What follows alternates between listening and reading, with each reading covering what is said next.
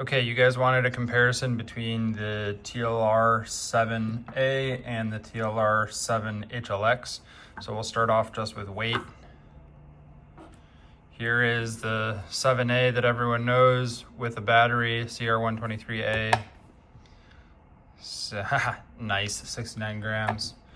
Here is the TLR-7 HLX with the Streamlight SLB9, I think it is, whatever their proprietary rechargeable battery is.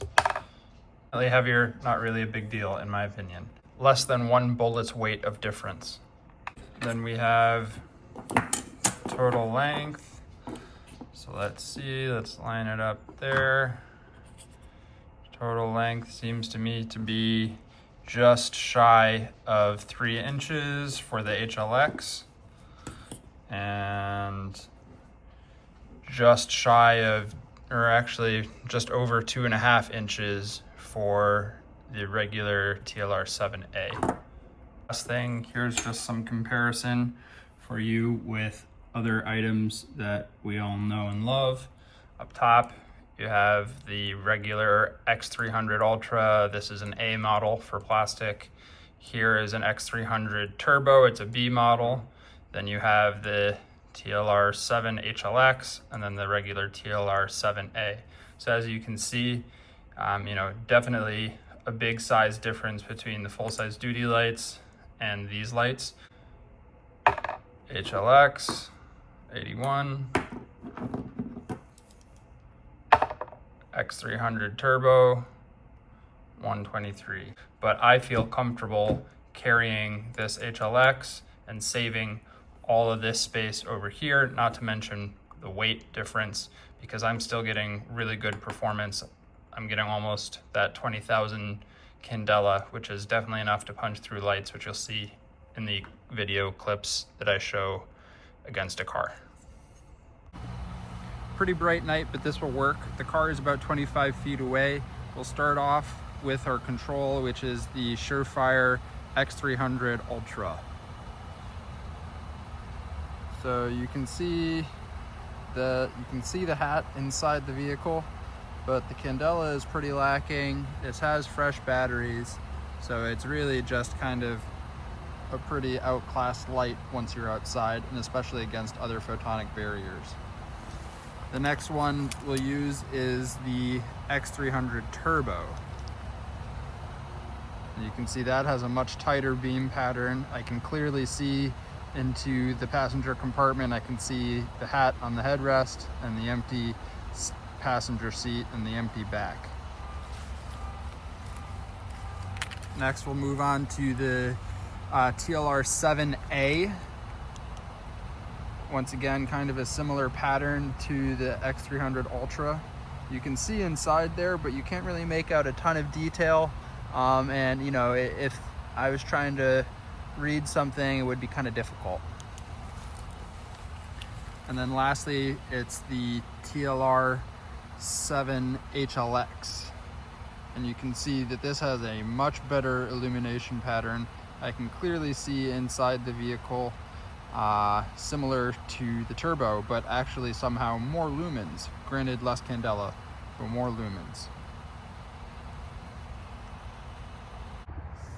This time we have a tree line at about 40 yards, a couple trees off to the left at about 25 yards, and the house in the background is at about 85, 90 yards.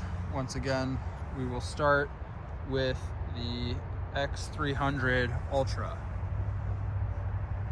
So illuminating the branches here in front of us, you can see the 2 trees to the left.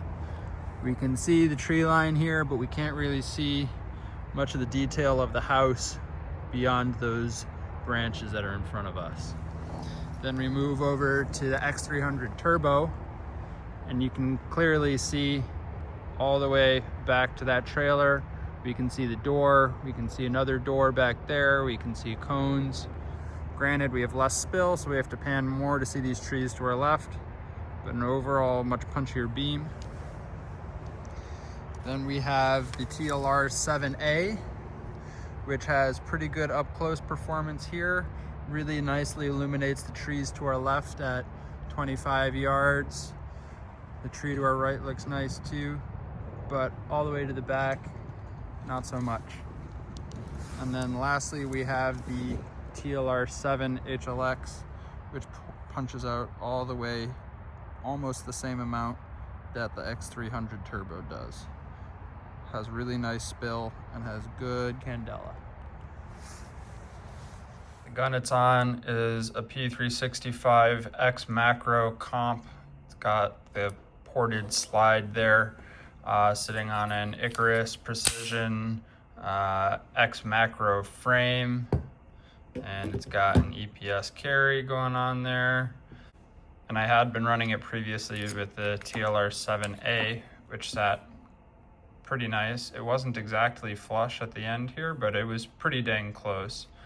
But then when the HLX came out, I thought I would give it a try. And as you can see, it's definitely not flush, but the difference is, in my opinion, negligible. It's at most 5/8 of an inch. These are the holsters that I was running with those two lights. This was the holster that I had first. This is the current holster that I have. This one was for the TLR-7. This one is for the HLX. As you can see, there is a pretty big difference in the length of the cutout that he has at the bottom for the light.